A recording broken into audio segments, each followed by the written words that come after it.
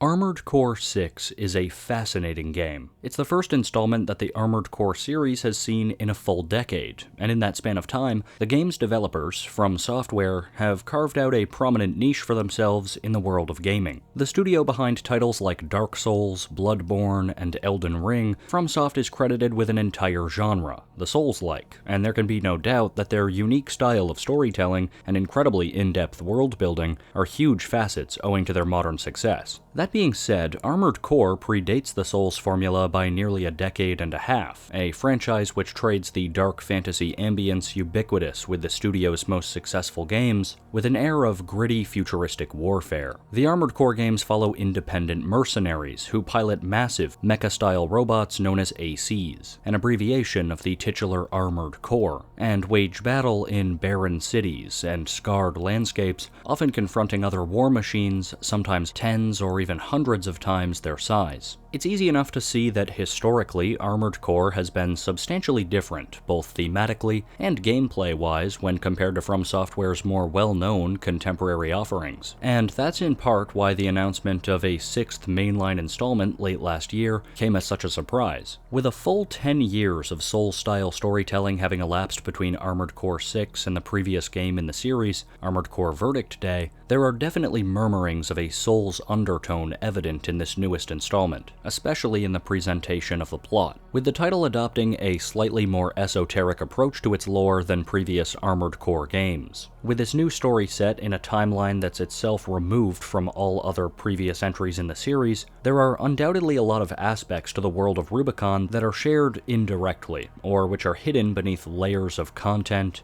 and context. But perhaps the most vague, most intriguing, and easily the most important concept at play in the world of Armored Core 6 specifically is that of Coral. Coral is a quintessential aspect of this title. We're told that the race to acquire it is apparently what brought our player character to Rubicon 3 in the first place, and from this point on, Coral remains at the forefront of one's mind all throughout the campaign. Despite all of this though, the story of just what exactly Coral is, and why seemingly everyone, from the largest corporations down to individual people, will go to desperate lengths in order to obtain some, remains largely shrouded behind layers of enigmatic dialogue and indirect world-building. That's why today we'll be exploring the history of Coral from its discovery right up through its potential state at the end of the game, all while working to better understand the most mysterious substance this game has to offer. Because of the sheer importance of this topic with respect to the rest of the game, I felt that it was more than deserving of its own upload, and so without further ado, this is the full lore of Coral, the sentient energy source of Armored Core 6.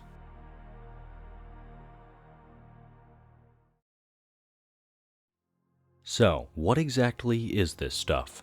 Perhaps the foremost thing to understand about Coral is what it represents: possibility. Coral in many ways embodies sheer potential, an idea that's referenced subtextually at several points in-game and overtly in a data log by Professor Nagai, a character that we'll discuss here in a couple of minutes. Ever since its initial discovery, this capacity for change has been demonstrated, but in a literal sense, there are two properties that have caused Coral to become the sought-after resource that it is, while also holding to its thematic principle, with these factors being its energy output and its application in data technology. Both of these properties are revealed in a cutscene which plays right after the completion of the first mission in-game, and so I'll play a brief snippet of that now.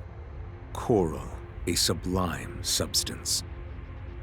Discovered on Rubicon, a planet on the frontier of developed space. For a time, Coral was a revolutionary energy resource and data conduit, poised to transform human society by leaps and bounds. Though at a certain point in time, these aspects of the substance are thought to have been ubiquitously recognized by most of society, almost all of the other information known about Coral would be discovered by the foremost organization dedicated towards its study. The Rubicon 3 Research Institute was seemingly one of the first groups to devote serious time and resources to both the study and application of Coral, and Professor Nagai, the man thought to have first remarked on Coral's potential, was actually the institute Institute's director. His documentation is largely to thank for shaping our understanding of coral throughout the game, and across 5 archived data logs, players slowly begin to learn the secrets of coral, as well as the nuances of Nagai's prized institution. Quick side note, today we're going to focus solely on the Institute's relations to and discoveries about coral, therefore saving a lot of its other lore, like their connection to Handler Walter and Cinder Carla, for another video. So if you're in the know about this game already, then at some times during this video it might seem as if I'm glossing over some pretty important stuff, but the goal isn't really to explain the Institute here, it's just to explain coral. So I guess, sorry in advance. Much of what I'll be including is with regard to the Institute's many discoveries, and without a doubt, the most groundbreaking observation therein was that coral is in fact alive. Coral is an organic substance capable of self-propagation. The speed at which it proliferates is determined by the density of the colony. As such, a vacuum would provide an ideal environment to maximize coral density, and thus growth. However, one must not overlook the signs of mutations within the coral brought about by the density effect. It is mutations such as these that will bring about a collapse that humanity has no hope of controlling. Despite this earth-shattering observation, though, at the time that this was written, Nagai may not have completely understood just how alive coral actually is. The majority of our perspective into what it's like as part of the coral intelligence can be gleaned by observing Air, augmented human C4621's coral companion in-game. And from the moment she reveals herself as such, it's very apparent that Air demonstrates a level of sentience and self-awareness comparable to, if not exceeding, humanity's. Coral voices. Lost again.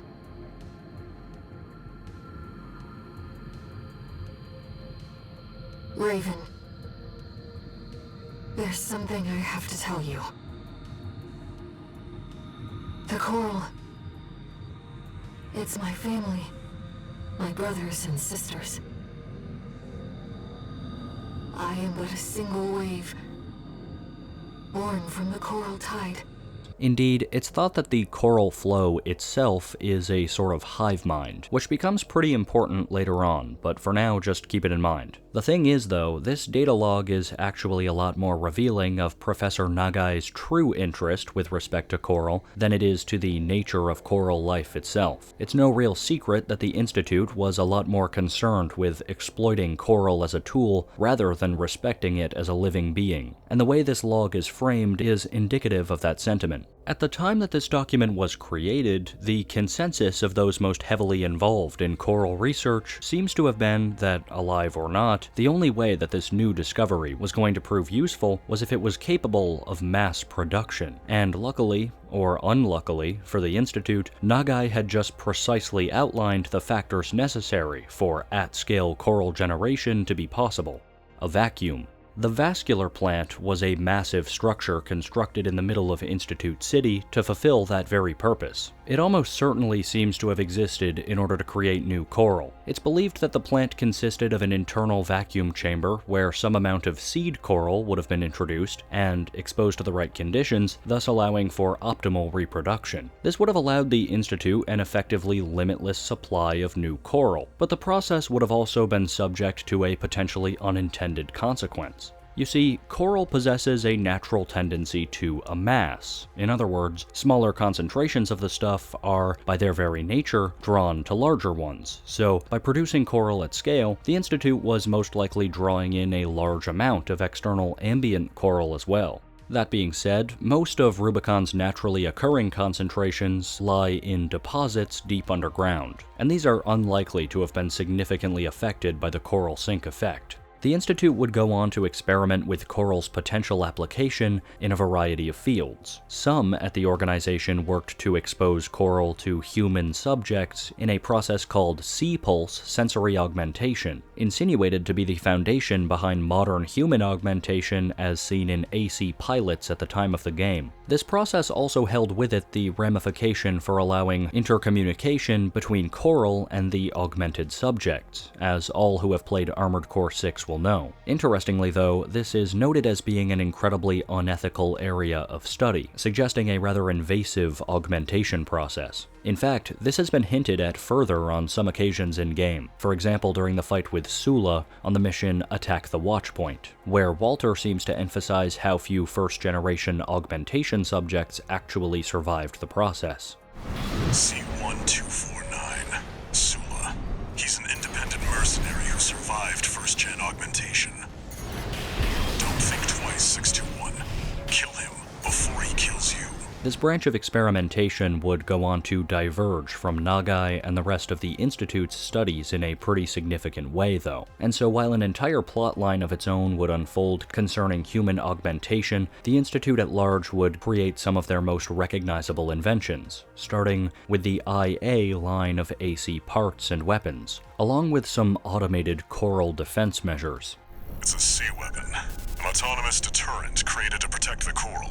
Being as highly sought after of a resource as it was, coral almost certainly demanded protections, a plight to which the solution were these highly advanced coral-fueled machines, the sea weapons. As time went on though, it was becoming more and more clear that the greatest threat, both to coral and to Rubicon itself, was not an external force at all. You see, at the time, virtually no safeguards existed to address the threat of coral mutation, something spoken of once again in Professor Nagai's very first data log, and with a structure as vast as the Vascular plant, encouraging coral reproduction, it was reasonable to expect that a flare of mutation would very well lead to disaster of a scale never before seen and scarcely imagined. So, in order to mitigate this possibility, a system was put into place to reduce the chance of such scenarios, the Central Coral Control System, and after this, a whole new type of sea weapon was produced as well. A group of sea weapons bearing the name of the Central Coral Control System. The Ibis series.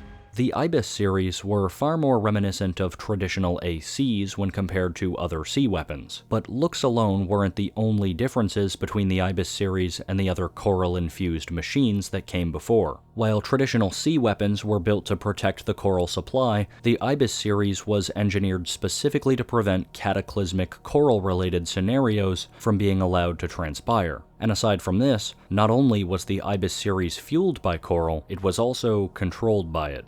This isn't like the sea weapons you've encountered so far. It's not just powered by coral. I think it's controlled by coral too. Listen up, 621. The Ibis series are no ordinary weapons. They're designed to prevent coral disasters. A security measure to keep Rubicon safe. And now their original masters are long gone.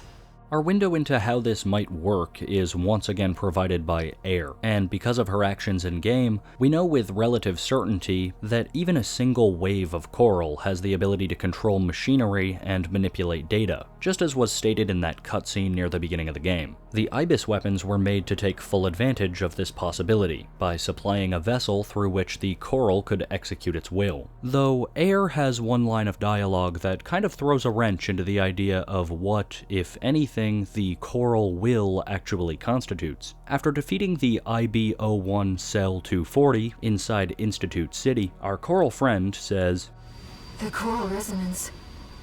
It's fading. The machine's resolve.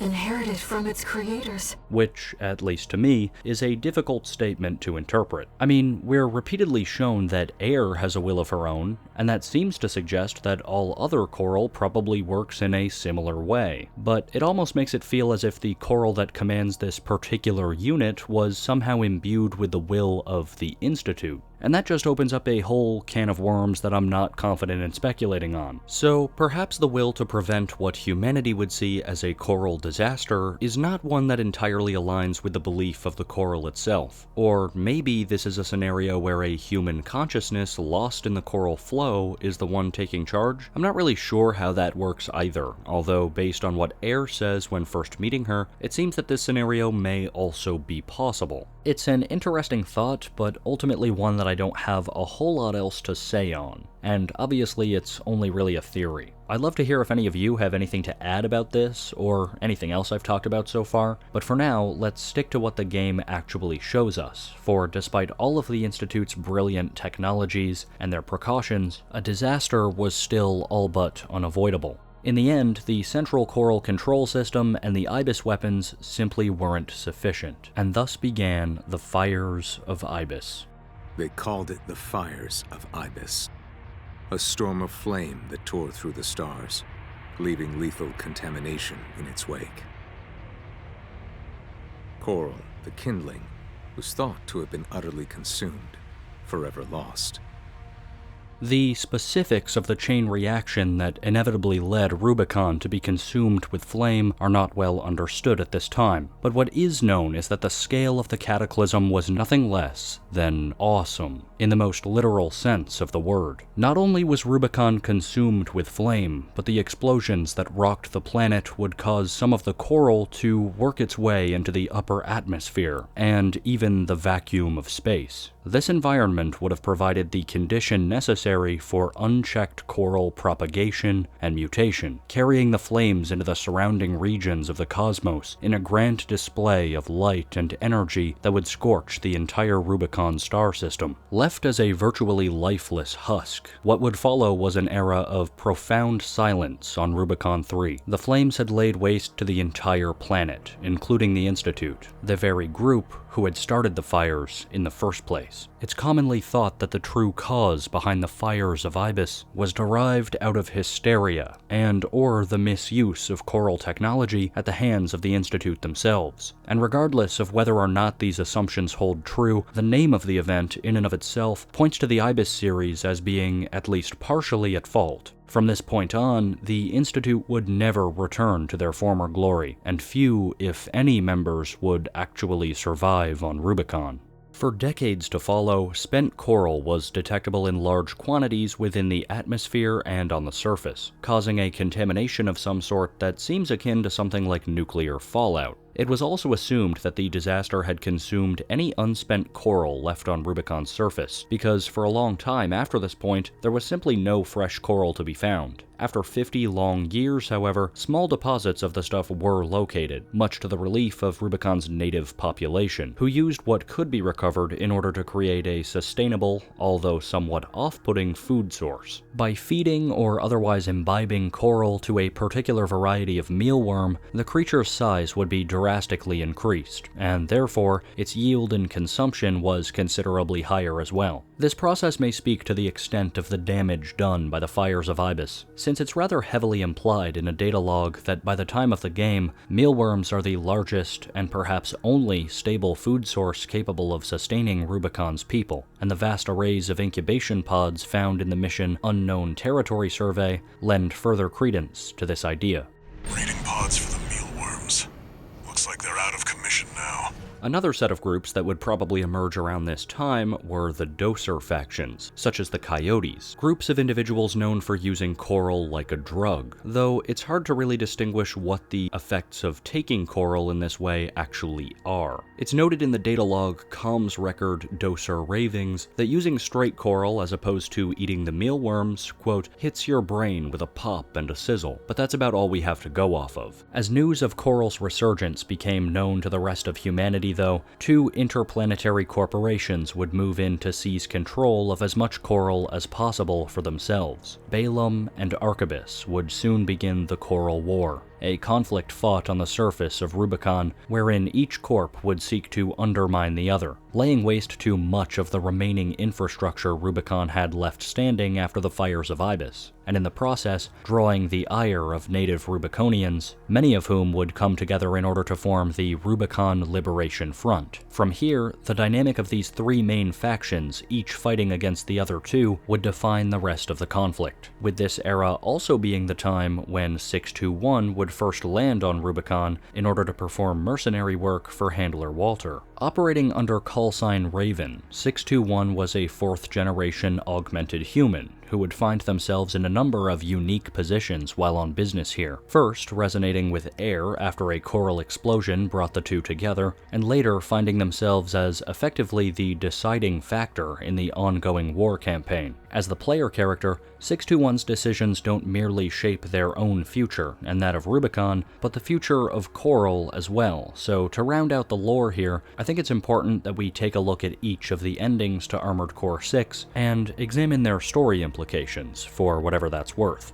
Fires of Raven is the name of the first ending players are likely to experience, and in my opinion, it's the most easily understood of the three. In this path, 621 abides with Handler Walter's every instruction, and fulfills his wish of destroying the Coral by crashing the Xylem Mobile City into the Vascular plant after defeating Air, who had taken control of an Ibis Series AC. This brings about another Fires of Ibis style event that causes humanity to abandon Rubicon forever, resulting it's easy enough to assume that Coral was either destroyed or lost and forgotten about in the coming future. The Liberator of Rubicon ending is a bit different. It requires 621 to ultimately side with Air, destroying the thrusters on the back of Xylem and defeating Handler Walter instead. Here, Air will remark on how thankful she is for Raven's help in preserving the Coral, and suggests a future where humanity and Coral can coexist in peace. With Balaam and Arquebus repelled, it's unclear what the future holds for Rubicon. It leaves us guessing at whether the problems associated with Coral and with humanity itself can in fact be solved at all, but the tone is nevertheless a hopeful one. And then there's the final ending, Alia Iecta Est, or The Die is Cast. This option can't be unlocked until a third playthrough of the game, and requires very specific decisions to be made in order for it to be achieved. This ending is heavily tied to Allmind, the mercenary AI that provides access to the arena mode, and this is by all accounts the deepest and most interesting of the game's endings, at least to me. Trust me, I would really love to just nerd out about all of the great writing, subtext, and thematic elements present here, but the thing that's really important to our discussion today is the concept known as Coral Release. The specifics surrounding Coral Release are not well understood at all, but it's reasonable to deduce that the phenomenon occurs either as a result of a coral mutation in some way, or more likely that the coral within the vacuum of the Vascular plant propagates to a point of immense density. This causes the plant to collapse in on itself, creating a black hole or similar region of space-time, after which point it is completely unknown how the specifics of the phenomenon work. The next thing we see is 621 awakening, either on a drastically changed Rubicon or elsewhere far off in space. Air reveals that the coral has now been spread throughout the cosmos, seen in the stars in the sky, and potentially having merged with mankind's machines, thus hopefully achieving the grand harmony between humanity and Coral that Air had always idealized. The ending may also suggest that 621 themselves could have become one with Coral, since the AC that they apparently awaken within is not the customized version used in all of the other cutscenes. It's another default mech, and though it's up to interpretation, it seems to me that Air's dialogue also suggests that the two have become as one. The Coral has carried us, disseminated us across the stars. Now, we're everywhere. Anywhere. Raven. Let's meet this new age together. I think it's fairly clear that these endings are meant to comment on the nature of the thing which Coral is meant to represent, potential. In the Fires of Raven, we take that potential, that possibility, and burn it away. Out of fear, we seal ourselves off from all of the great things which Coral could bring to humanity. In the Liberator of Rubicon ending, we more or less squander that potential, instead of outright refusing it. We leave the door open for future possibility and for future advancements in Coral, but we don't necessarily assume any of that progress ourselves. And finally, in Alia Iecta Est, we take a chance. We dive headlong into possibility despite the risks, and despite the fact that once that decision is made, there is almost certainly no way to undo it. I'm not the first to suggest that Coral is an analogy for Pandora's box, and I probably won't be the last to make that assessment either. But just like Coral, there really only is ever 3 options with how to approach the Pandora's box question. You can open it and abandon all hope of ever returning to a world before it was opened. You can shirk that responsibility of opening the box for yourself and leave the decision for someone else to make, or the box may never be opened, either because someone made the decision to try and hide or destroy it, or because humanity has unified in the decision that unleashing that possibility is something we simply can't afford to do. Overall, I think that's why Coral and Armored Core 6 are so interesting to me. The game is all about illustrating the ways that we as people grapple with change, with tragedy, and with potential. In this case though, I also find it interesting that Coral does such a good job reflecting humanity's own values back on ourselves, and questioning whether we're truly capable of grappling with our own virtues, should they be embodied by another spacefaring race or civilization. Ultimately, there's just a lot of really interesting places you can go with this kind of thinking, and I hope that in some small way, this conversation has inspired you to consider what Coral truly means for yourself.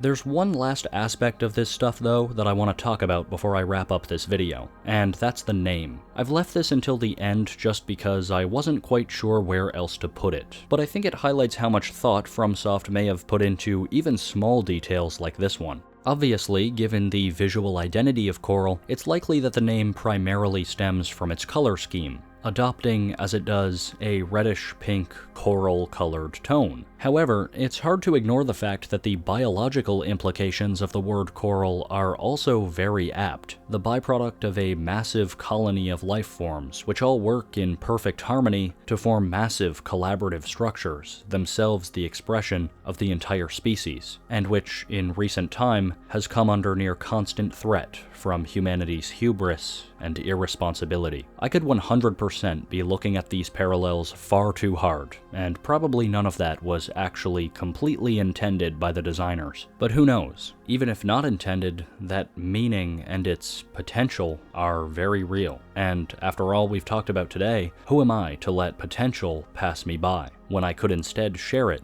with all of you? And just like that, we've reached the end of another video. I hope you enjoyed this discussion about Coral and the world of Armored Core 6 in general. So yeah, if you're still here at this point in the video, then thank you. This is the first time that I've covered Armored Core 6 here on the channel, and each time I delve into a new series, it's a bit of a gamble as to whether people think it's as interesting as I do. So I hope you found that this video was worth the time, and that you might have even picked something up or learned something along the way. I imagine that just about everyone still watching probably has some experience with either Armored Core 6 or the franchise at large. So actually, I think I'm going to share a little bonus with everyone that plays and has watched this far. As many of you will probably know, in Armored Core 6 it's possible to share emblems. These custom little designs that you can put onto your AC just to add a little extra flair. If you were paying close attention to some of the B-roll in this video, then you may have noticed that I actually created my own custom Reverberon emblem. And, well, I'm not sure how many people are interested in it, but if you'd like to download that logo for yourself and use it on your AC, or just put it into your collection, then the code on the right-hand side of the screen should unlock that for you. I just thought that might be something a little bit fun, and let me know if you find a use for it, or how it looks on your AC. Aside from this though, I'd also like to know what your thoughts are about the video in general. I feel like I say this in just about every upload, but you guys really do put great theories on my radar with the comments, and just generally give me things to think about, so I appreciate that. There's also one last thing that I also feel like I say in many of the uploads these days, and that's another big thanks for the overwhelming support of late. At the time that I uploaded my last video, the channel had just over 3,000 subscribers, and in that short time, we've already more than doubled that number, which is frankly absurd. It's great to see that people find the channel worth subscribing to, and I hope I can continue to deliver that long into the future. If you're new around here and like this particular upload, then I assure you that there will be more. Armored Core has a lot of interesting facets, and I definitely have more that I want to say about the game in the future. So yeah. Anyway, I won't keep you any longer today. This is Reverberon. I'll see you again soon, and have a good one.